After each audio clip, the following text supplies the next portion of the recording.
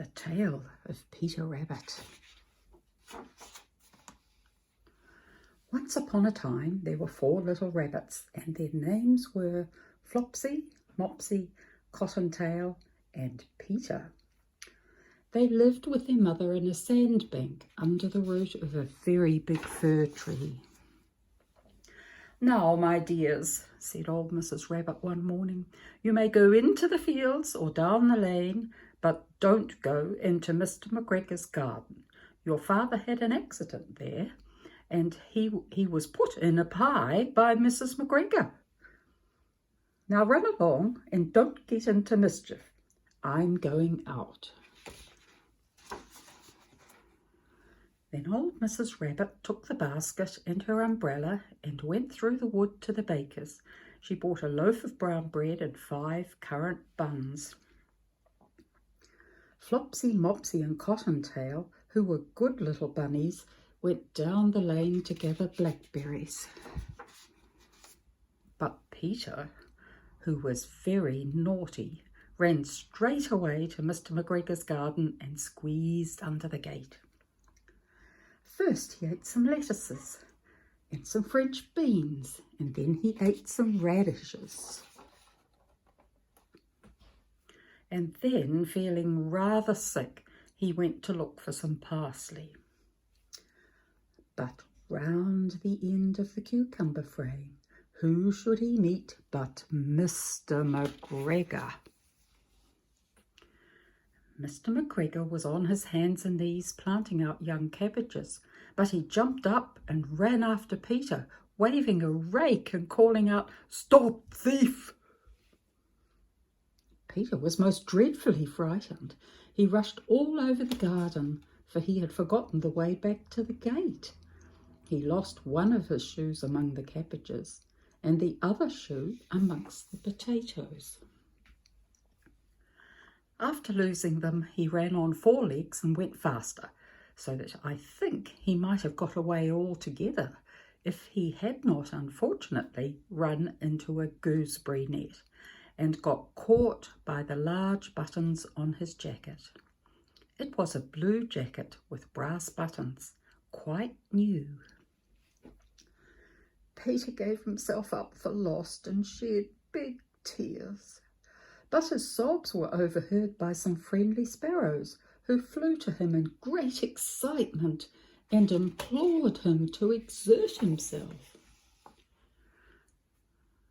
Mr. McGregor came up with a sieve which he intended to pop upon the top of Peter, but Peter wriggled out just in time, leaving his jacket behind him, and rushed into the tool shed and jumped into a can.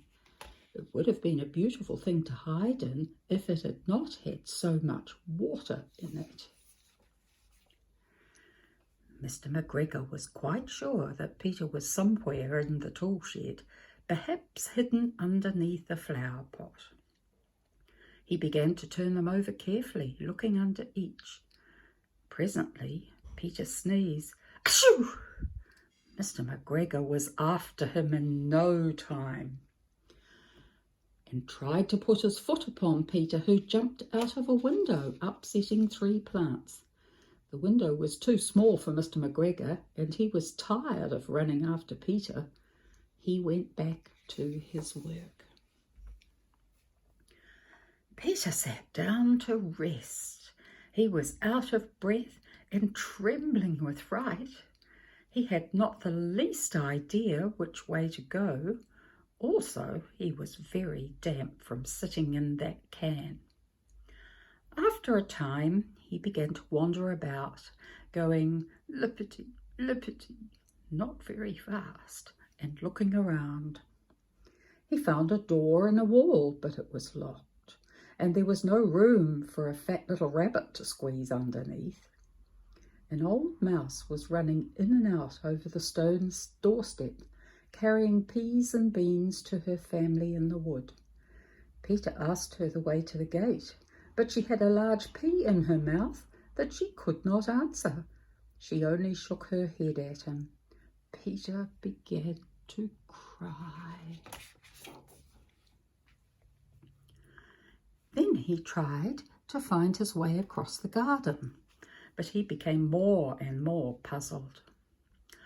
Presently he came to a pond where Mr. McGregor filled his water cans. A white cat was staring at some goldfish. She sat very, very still, but now and then the tip of her tail twitched as if it were alive. Peter thought it best to go away without speaking to her. He had heard about cats from his cousin, little Benjamin Bunny. He went towards the tool shed, but suddenly, quite close to him, he heard the noise of a hoe. Scratch, scratch, scratch, scratch. Peter scuttered underneath the bushes, but presently, as nothing happened, he came out and climbed upon a wheelbarrow and peeped over. The first thing he saw was Mr. McGregor hoeing onions. His back was turned towards Peter, and beyond him was the gate.